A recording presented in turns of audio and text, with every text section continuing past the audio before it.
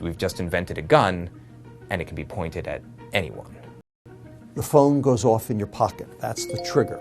You check the phone. That's the action. The question is, what comes up on that phone? Maybe it's good. Maybe it's bad. It's not just about addiction. That just sets up the jack, so it's like nice and sturdy in 2 billion people's brains. Now, once that jack exists, now you have this business model of advertising that says, just pay me and I'll put thoughts in the most vulnerable minds. Just tell me their zip code. Is Silicon Valley programming apps, or are we programming people?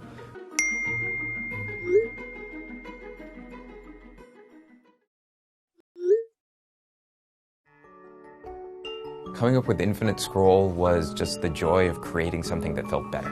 It was really simple. It's just like, hey, here's one way in which we don't have to ask the user to make a choice that they don't care about.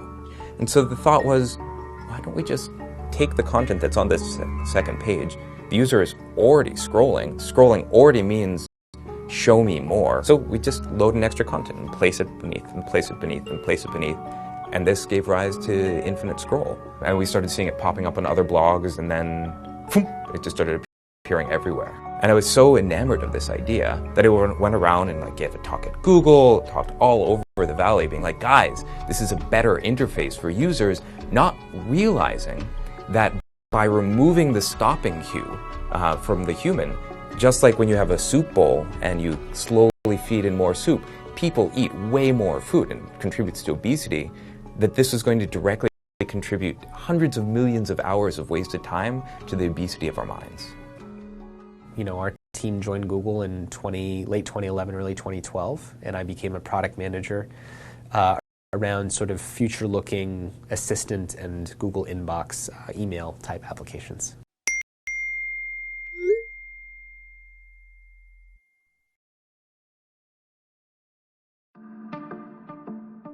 I made a slide deck that was kind of a manifesto, and it said, basically, we, never before in history have 50 designers who look like me, 20 to 35-year-old white engineers from California, decided what 1 billion people's attention or thoughts will be in a day, and that we have this enormous responsibility in how we're shaping and influencing people's minds.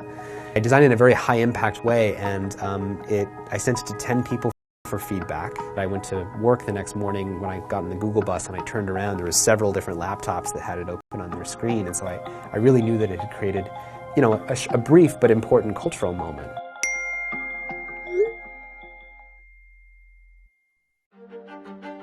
Even if nobody at a company is evil, and almost everyone in Silicon Valley is not evil, we all wake up and we go to work thinking we're doing something good for the world, but in the end, you're getting judged based on this number, which is how much time of your users you're getting.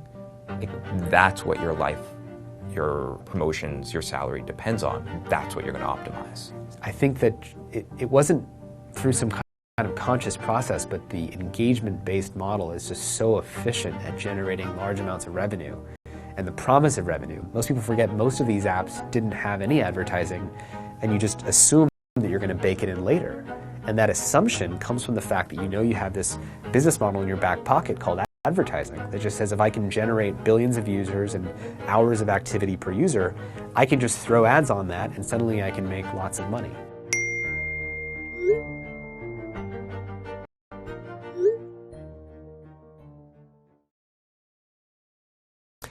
We used to have something called boredom. And boredom, for lack of a better word, is good. Because boredom is the time that you have imagination, where you actually create, where you actually grow specific neural connections. And we have taken that away because of technology filling that boredom void. When you ask the question, what is technology doing to us? Then you have to take a microscope and hold it over a human animal, and right when you expose it to, say, a notification, like ding, and then you see it, a message from your friend saying something. Let's say that person turns their phone over and they go back to what they're doing. There's still an impact on that human animal. An impact in terms of thoughts that they're now thinking that they weren't going to think before. feelings that they're now having, worries, anxieties. Oh no, I have to get back to that person. I better get back to it. But they're going to think I need, all those thoughts start coming up. And then physiological levels where your stress response starts going up. If you distract someone, it takes 23 minutes on average to be able to get back to the same place in terms of the project or process that you were in. And just imagine an ant colony, and now give a little phone to every ant in the ant colony. All of a sudden they start looking down at and now Facebook can just like turn a lever and make all the ants move this direction or that direction. And that's both powerful and also terrifying. Like if you can hit a button and waste half an hour of every one of those ants' lives, just think about what that does.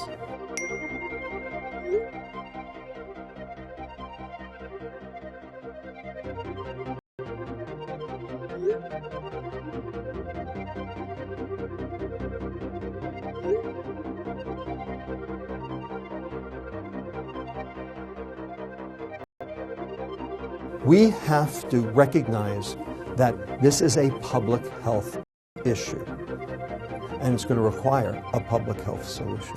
And the biggest and most significant change that happened when Google announced the Wellbeing Initiative is they're basically saying it's our responsibility as the people who make the product to design it in a different way that's more humane and that puts users' interests first.